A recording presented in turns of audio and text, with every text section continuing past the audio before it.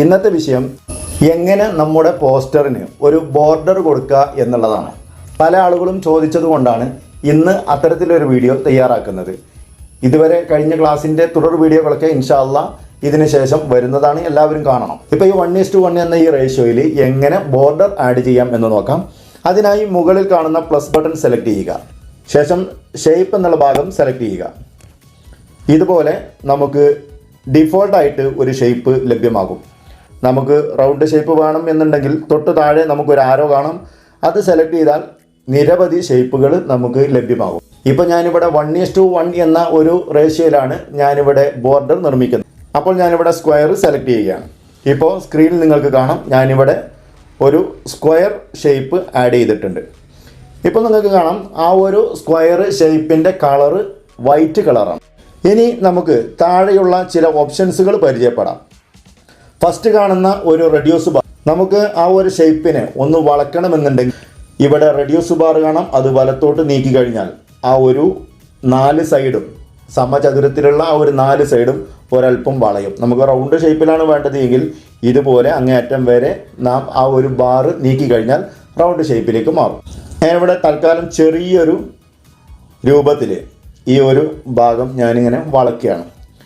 ഇനി അതിൻ്റെ താഴെ ഒപ്പാസിറ്റി എന്നുള്ളൊരു ബാർ കാണാം. അത് നന്നായി കുറക്കുക.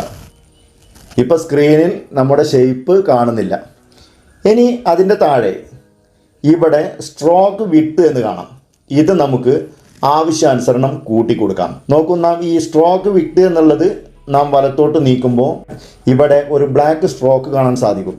ഇത് വലത്തോട്ട് നീക്കുന്നതിനനുസരിച്ച് ആ ഒരു സ്ട്രോക്കിൻ്റെ സൈസിലും വ്യത്യാസപ്പെടും. നാം എത്രയാണ് സ്ട്രോക്ക് ഉദ്ദേശിക്കുന്നത് എങ്കിൽ അതിനനുസരിച്ച് ഇവിടെ ഈ അഡ്ജസ്റ്റ് ബാർ വലത്തോട്ട് നീക്കി കൊടുക്കാം. ഞാനിവിടെ 7 സെലക്ട് ചെയ്തു. ഇനി അതിൻ്റെ താഴെ നമുക്ക് കളർ എന്നുള്ള ഒരു ഭാഗം കാണാം. അതിൽ നമുക്ക് ഇഷ്ടപ്പെട്ട ഒരു കളറ് ആഡ് ചെയ്യാം. ഞാൻ കൊടുക്കുന്നത് വൈറ്റ് കളറാണ്. ആവശ്യാനുസരണം നമുക്ക് ഇതിൻ്റെ വിഡ്ത്തും ഹൈയും ഒക്കെ കൂട്ടാനും കുറക്കാനും ഒക്കെ സാധിക്കും. അതിനായി ഈ ഒരു ഷേപ്പിൻ്റെ 4 വശത്തും ചെറിയ ഡോട്ടുകൾ കാണാം. അതിൽ സെലക്ട് ചെയ്തുകൊണ്ട് നമുക്ക് വിഡ്ത്തും ഹൈയും കൂട്ടാനും കുറക്കാനും ഒക്കെ സാധിക്കും. ഇനി ഈ ഒരു ബോർഡറിൻ്റെ വിഡ്ത്തും ഹൈയും ഒരുപോലെ കൂട്ടാനും കുറക്കാനും ഈ ഒരു ഷേപ്പിൻ്റെ ഏറ്റവും താഴെ വലതുവശത്ത് കാണുന്ന ഈ ഒരു ഡോട്ടിൽ ടച്ച് ചെയ്തുകൊണ്ട് ഇതുപോലെ ഡ്രാഗ് ചെയ്താൽ മതി.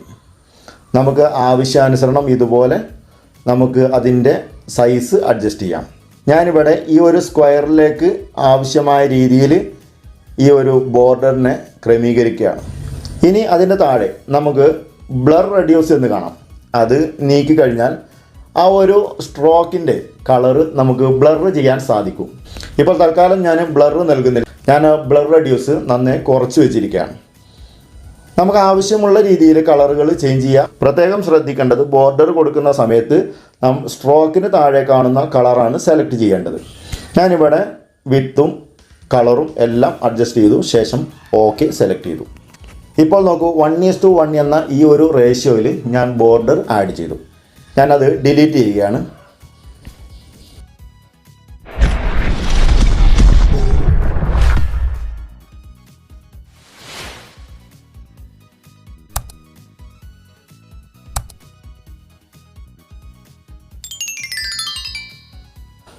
ഇനി നമുക്ക് യൂട്യൂബിൻ്റെ തമ്പുനെയിൽ സൈസിൽ ഒരു ബോർഡർ ഉണ്ടാക്കി നോക്കാം. അതിനായി ഏറ്റവും മുകളിൽ വലതുവശത്ത് കാണുന്ന 3 ഡോട്ട് സെലക്ട് ചെയ്യുക.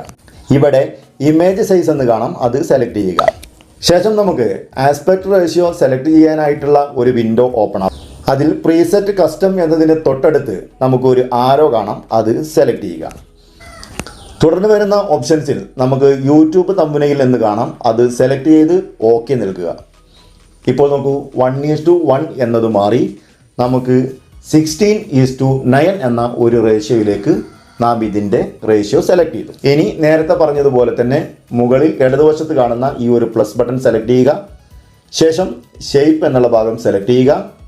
പിന്നീട് നമുക്ക് ഈ ഒരു ഷേപ്പിന് ആവശ്യാനുസരണം അതിൻ്റെ വിഡ്ത്തും ഹൈയും ഇതുപോലെ ആ ഒരു 4 വശത്ത് കാണുന്ന ഡോട്ടുകളിൽ സെലക്ട് ചെയ്തുകൊണ്ട് ഇതുപോലെ നമുക്ക് അഡ്ജസ്റ്റ് ചെയ്യാം. ശേഷം താഴെ നമുക്ക് ഫസ്റ്റ് ഒരു റെഡ്യൂസ് ബാർ കാണാം. അത് ഉപയോഗിച്ചുകൊണ്ട് നമുക്കതിൻ്റെ സൈഡുകളൊക്കെ ഇതുപോലെ വളക്കാൻ സാധിക്കും. തൽക്കാലം ഞാൻ റെഡ്യൂസ് ബാർ ഉപയോഗിക്കുന്നില്ല. പിന്നീട് ഒപ്പാസിറ്റി ബാർ നന്നേ കുറക്കുക. ശേഷം താഴെ നമുക്ക് സ്ട്രോക്ക് കാണാം. സ്ട്രോക്കിൽ നമുക്ക് ആവശ്യമായ രീതിയിൽ അതിൻ്റെ സൈസ് ക്രമീകരിക്കുക. നാം ഈ ഒരു സ്ട്രോക്ക് തിരഞ്ഞെടുക്കുന്ന സമയത്ത് ഡിഫോൾട്ടായിട്ട് ബ്ലാക്ക് കളർ ആയിരിക്കും. ആ ഒരു കളർ മാറ്റാൻ ഒരൽപ്പം താഴെ നമുക്ക് ഇതുപോലെ താഴെ കുറേ കളറുകൾ കാണും. നമുക്ക് ആവശ്യമുള്ള കളറ് സെലക്ട് ചെയ്യാം. ഇഷ്ടമുള്ള കളറുകൾ താഴെ ഉണ്ടാകും. കൂടുതൽ കളറുകൾ നമുക്ക് ആവശ്യമാണെങ്കിൽ മുമ്പുള്ള വീഡിയോകളിലൊക്കെ പറയുന്നത് പോലെ തന്നെ ഇവിടെ ഒരു പ്ലസ് ബട്ടൺ കാണാം. അത് സെലക്ട് ചെയ്തുകൊണ്ട് ഇഷ്ടമുള്ള ഒരു കളറ് ചൂസ് ചെയ്യാം. എന്നതിന് ശേഷം ഓക്കെ നൽകുക. ഇപ്പോൾ നോക്കൂ, ഞാനിവിടെ ഈ ഒരു സ്ട്രോക്കിന് കളറ് ആഡ് ചെയ്തു. നമുക്ക് ആ ഒരു സ്ട്രോക്കിൻ്റെ വിത്ത് കൂട്ടാനും കുറക്കാനുമൊക്കെ ഈ ഒരു അഡ്ജസ്റ്റ് ബാർ നമുക്ക് ഉപയോഗപ്പെടുത്താം. ശേഷം ഓക്കെ നൽകുക. ഇപ്പോൾ നോക്കൂ, 16:9 എന്ന റേഷ്യോയിൽ ഞാനിവിടെ ഒരു ബോർഡർ ആഡ് ചെയ്തു. ഇങ്ങനെ നമുക്ക് ഇഷ്ടമുള്ള രൂപത്തിൽ നമുക്ക് ബോർഡറുകളൊക്കെ നമ്മുടെ പിക്സൽ ലാബിൽ നിർമ്മിക്കാൻ സാധിക്കും.